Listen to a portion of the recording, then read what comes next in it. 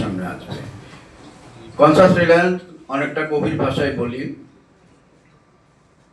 একই বৃন্তে দুটি সংগঠন। কনসাস যদি হয় জীবন, রিলায়েন্স তার প্রাণ। সুতরাং কনসাস এবং রিলায়েন্স এই একই গতিতে আমাদের এই দুই প্যানেল লিডার আমাদের শিবুল আলম করিশি এবং রাফি ভাই সব কথা বলে দিয়েছেন। আমরা বলবো আগামী দিনের কথা, কি বলে কি হয়েছে, অতীতে কি ছিল, আমাদের থেকে ভালো আমাদের লিডাররা সমস্ত ইতিহাসটা ওনারা চমৎকার ভাবে ব্যাখ্যা করেছেন। আমরা শুধু এইটুকু বলতে চাই, একজন বলেছেন যে একই মুখ বারবার দেখতে চাই না। এটা তো আমরাও চাই না, আমরাও বারবার আসতে চাই না, কিন্তু আসতে হয়।